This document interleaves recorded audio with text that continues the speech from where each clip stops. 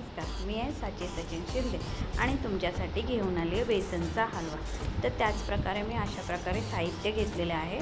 तर 1 वाटी बेसन घेतलं, 1 वाटी साखर घेतली आणि अर्धी वाटी घी घेतलं आहे आणि दोन काजू आणि बदाम घेतलेले आहे। तर ज्या वाटीने साखर घेतले त्याच वाटीने आपण 2.5 वाटी पाणी घ्यायचं आहे आणि साखर आपण असं चाचणी नॉर्मल कसं गरम करतो तसंच आपण गरम करायला एका गॅसवर ठेवून द्यायचं।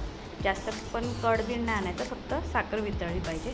मग नंतरला एका गॅसवरती कढई ठेवायची आणि मग त्याच्यामध्ये बेसन टाकून बेसनला थोडंसं लालसर करून घ्यायचं। मग लालसर झालं की जो घी आपण घेतलं होतं त्याच्यात टाकायला तो टाकून घ्यायचा आणि थोडंसं घी ठेवायचं आणि घीमध्ये पण आपण ते भाजून घ्यायचं आणि बेसन कसं मस्त असं सुगंध आला पाहिजे असं भाजून घ्या। आणि ते भाजून झाल्यावर थोडंसं लालसर दिसतं, ते तुम्हाला कळेलच जेव्हा भाजलं की। मग अशा प्रकारे मी थोडंसं 1 चम्मच पुन्हा त्याच्यामध्ये घी टाकलं आहे आणि बघा बेसनला लगेच घी टाकलं की असं घी सुटतं। म्हणजे आपण कसं तेल टाकलं की भाजीला तरी सुटते, तसंच मग थोडंसं बेसनला घी सुटतं। मग जे पाणी आपण साखरेचं गरम केलं होतं ते मी त्या बेसनमध्ये टाकून घेणार। पहिला थोडं करून टाका, म्हणजे कसं आपल्या बेसनच्या गुठल्या नाही झाल्या पाहिजे।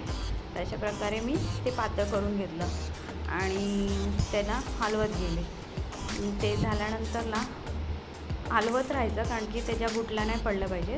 आणि मग ते झाल्यानंतरला मी 1 चम्मच त्याच्यामध्ये इलायची पावडर टाकली आणि काजू आणि बदामचे किस टाकून घेतला। तर अशा प्रकारे टाकून मी पुन्हा त्याच्यामध्ये 1 चम्मच घी टाकून घेतलं आहे आणि पुन्हा हलवणार आहे। जेवढं आपण घी याच्यामध्ये टाकू ना तेवढा आपला तो बेसनचा रवा एकदम लुसलुशीत होतो, तोंडामध्ये एकदम विरघळून जातो आणि खूप सुंदर लागतो। आणि आपण जर असं काढलं ना तर चिपकत नाही, तो खूप जास्त पटकन असं निघतो। तर अशा प्रकारे मी त्याच्यामध्ये 1 चम्मच घी टाकून पुन्हा त्याला हलवून घेतलेलं आहे।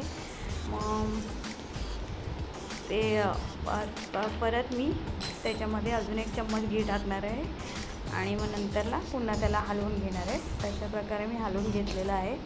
आणि आज गुरुवार असल्यामुळे मी बेसनचा रवा बनवला आहे, कारण की स्वामींना बेसनच्या वस्तू खूप आवडतात, म्हणजे बेसनचं काही असेल लाडू वगैरे सर्व आवडतं। तर मग अशा प्रकारे मी एका प्लेटमध्ये ते बेसनचा रवा टाकून घेते, म्हणजे स्वामींना नैवेद्य दाखवायचं आहे।